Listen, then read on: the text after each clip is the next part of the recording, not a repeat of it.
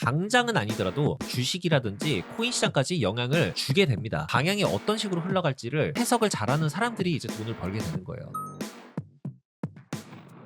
네, 여러분 반갑습니다. 트레이더 오은입니다. 유럽이랑 미국이랑 신경전을 벌이고 있는 상황이죠. 이런 얘기가 있습니다. 외계인이 존재를 한다. 이런 얘기가 만약에 나온다라고 하면은 시장이 과연 어떻게 될까? 이런 기사가 어제 나온 게 있어요. 분석가들 사이에서는 되게 토론 주제처럼 나오고 있는 내용이 있거든요. 그런 상황이 온다라고 하면 사람들이 은행에서 돈을 뺄 것이다. 외계인이 만약에 존재를 한다라고 했을 때는 외계인이 존재한다. 이 내용 자체가 중요한 게 아니고 정부가 여태까지 이걸 속여왔다라는 거거든요. 은행이라는 게 사실 여러분들도 알다시피 모든 사람들이 한 번에 돈을 찾아간다라고 하면은 버틸 수가 없는 구조가 됩니다. 왜냐하면은 은행 같은 경우는 여러분들이 맡긴 돈을 가지고 대출을 해주기도 하고 그걸로 이자를 받아 먹습니다. 그 돈으로 투자도 해서 여러분들의 그 돈을 일단 굴려요. 평소에는 문제가 없다라고 해도 한 번에 너무 많은 사람들이 돈을 찾겠다라고 하면은 은행 입장에서는 그 돈을 당장 한 번에 다 지급을 할 수 없는 상황이 올 가능성이 굉장히 큽니다. 은행을 믿고 맡겨도 되느냐 이런 부분 때문에 결국에는 어떻다?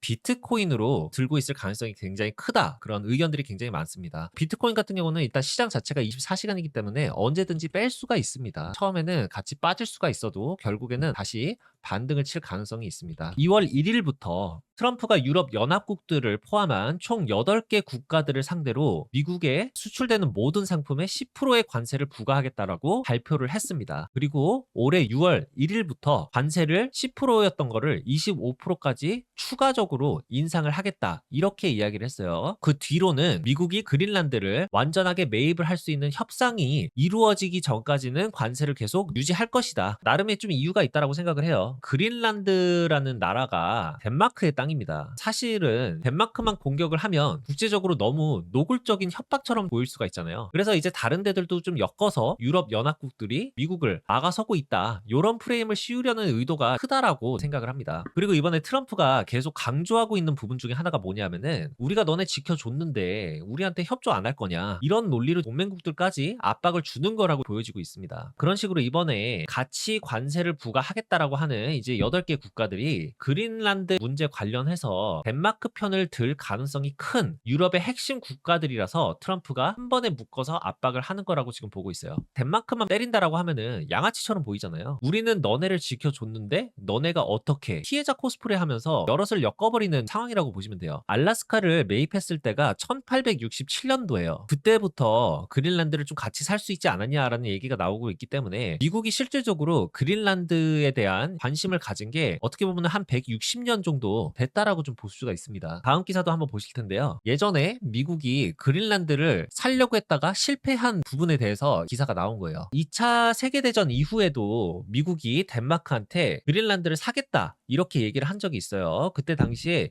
1억 달러를 공식적으로 제안을 했었습니다. 근데 거절을 당했어요. 그때 당시에 특히나 전쟁 직후였기 때문에 그 1억 달러가 엄청난 제안이었습니다. 그때 당시에는. 미국에서는 내부적으로 계속 그린란드를 좀 매입하고 싶어 했을 텐데 대중적으로는 그런 이야기들이 거의 나오지 않았었던 상황이었죠. 그러다가 트럼프가 처음에 이제 대통령이 됐을 때 일기 때입니다. 이 기사 내용은 2019년도에 나온 거예요. 그 당시에 공개적으로 그린란드를 미국이 사는 게 어떻겠냐라는 말을 하면서 전 세계적으로 논란이 됐었던 적이 있습니다. 그러다가 이번에 지금 상황이 벌어지고 있는 거예요. 트럼프가 그린란드 관련해서 다보스에서 또 내용을 언급을 하겠다라고 합니다. 결론은 트럼프가 갑자기 그린란드를 매입하겠다라고 한 게 아니라 미국 내부에서는 어떻게 보면은 노리고 있었던 거라고 보시면 좋을 것 같아요. 다보스가 여러분들 잘 뭔지 모르시는 분들이 계실 수 있어서 이 부분에 대해서 좀 설명을 드릴게요. 이번 주 스케줄을 좀 보면은요. 여기죠.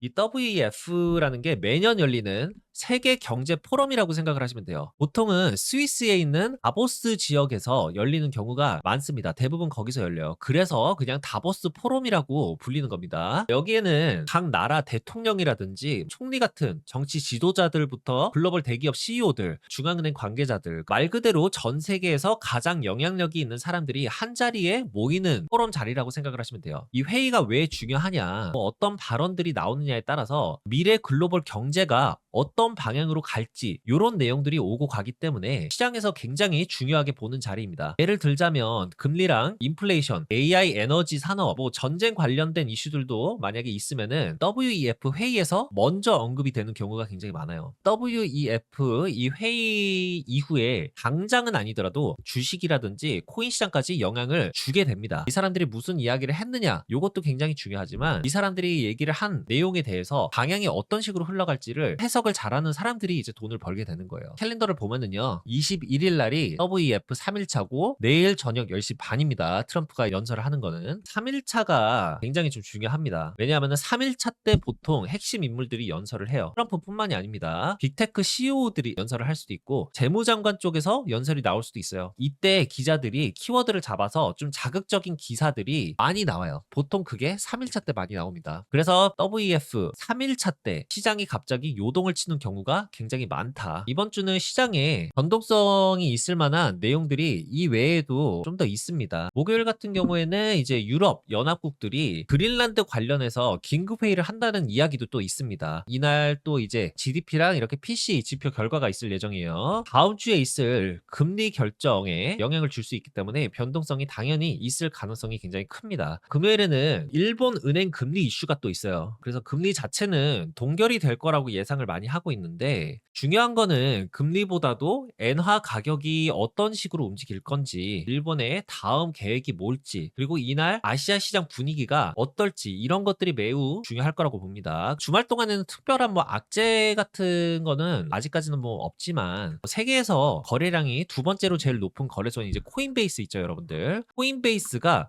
시스템 점검이 있을 예정이라고 해요. 시스템 점검을 하면서 거래를 못 하다 보니까 평소보다도 주말 거래량이 없을 가능성은 충분하게 있습니다. 시장을 흔들 수 있을 만한 내용들을 여러분들께서도 미리 알고 계신다라고 하면은 시장이 빠진다라고 한들 적어도 남들처럼 당황을 하기보다는 냉정하게 시장을 좀 분석을 해 나가실 수가 있게 됩니다. 돈을 버는 사람들이 운 하나만 가지고 되는 게 아닙니다, 여러분들. 그만큼 공부를 하면서 나름의 시작 분석도 하고 대응을 하기 때문에 보이지 않는 노력의 대가라고 생각을 하시면 돼요. 이 시장에서만큼은 은퇴라는 게 없습니다, 여러분들. 앞으로 평생 써먹을 수가 있어요. 앞으로 코인 시장 관심을 많이 가지시고 공부하시는 분들한테는 도움이 많이 되셨으면 좋겠습니다.